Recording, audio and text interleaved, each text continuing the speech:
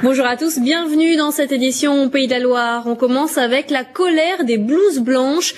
À Nantes, le personnel de pédiatrie du CHU est en grève depuis minuit cette nuit. La sécurité des enfants malades n'est plus assurée selon eux. Urgences et services pédiatriques sont touchés par ce mouvement. Dans la ligne de mire, la dégradation de leurs conditions de travail. Écoutez les précisions de Sandrine Lambert, puéricultrice au CHU. On se trouve à avoir des prescriptions médicales pour certains enfants que l'on ne peut pas appliquer pour des questions de place, de matériel, de personnel. Des enfants qui devraient être surveillés de façon assez précise sur le plan respiratoire, par exemple. On se retrouve avec un appareil pour 3 enfants. Sur la prescription médicale, c'est pourtant marqué qu'il faut que ce soit pour chaque enfant. On se retrouve donc dans des situations où les enfants ne sont plus en sécurité.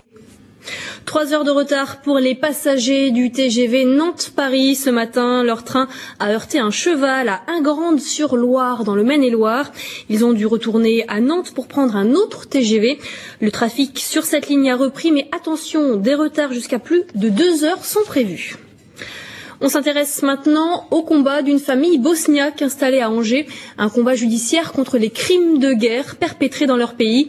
Victime de l'horreur et de la barbarie, la famille Kovac a fui la purification ethnique, c'était en 92.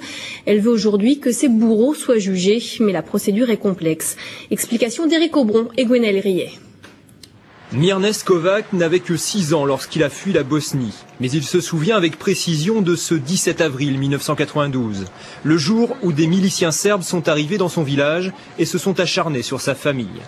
Ils nous ont terrorisés, qui nous ont fait subir différentes choses, notamment ils ont battu mon père, ma mère qui a été battue aussi, ma grand-mère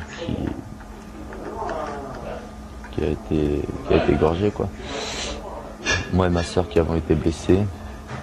Donc par la suite, on a décidé, on est obligé de fuir. Donc on s'est réfugié dans les montagnes.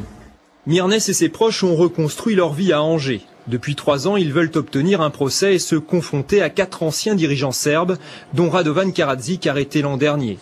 Mais le tribunal de La Haye, qui juge les criminels de guerre, refuse de transmettre sa convocation à l'ex-président de Bosnie-Herzégovine.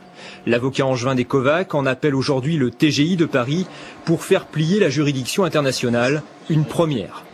Aujourd'hui, on se rend compte que les victimes qui sont, j'ai envie de dire, le socle du tribunal pénal international, sa raison d'être, sont privées de la possibilité de se défendre. En tout cas, la position du tribunal pénal international tend à entraver le droit des victimes en France. Donc on a une véritable ingérence du tribunal pénal international dans la justice française. Marqué à vie par la politique de purification ethnique serbe, Mirnes veut enfin être reconnu comme une victime. Moi maintenant, au jour d'aujourd'hui, je suis français, en tant que français, j'ai envie de faire comprendre aux autres Français de ce que j'ai été victime. La justice française rendra son délibéré mercredi prochain. Quant au procès, il ne se déroulera pas au mieux avant 2010. Plus de 2 millions d'euros de dégâts. Les réparations du château d'Angers pourraient être engagées au plus vite. Annonce de la ministre de la Culture, Christine Albanel. Elle a assuré hier que l'État allait financer les travaux du château après son incendie samedi. Je vous rappelle que la toiture du logis royal a été entièrement ravagée par les flammes et s'est effondrée. Les tapisseries du XVIIe siècle ont-elles pu être sauvées dans l'incendie? On termine avec un coup de chapeau aux basketteurs du Mans. Ils ont réussi l'exploit hier de battre le champion Nancy 92-82. Du très beau spectacle offert hier au public d'Antares. Le Mans grimpe ainsi à la 3e place du classement de Pro A. Une victoire sous forme de résurrection qui offre au MSB une qualification assurée pour la semaine des As. Le 12-13 continue avec votre édition nationale dans un instant. On se retrouve ce soir 19h pour un nouveau point sur l'actualité dans votre région. Très bel après-midi.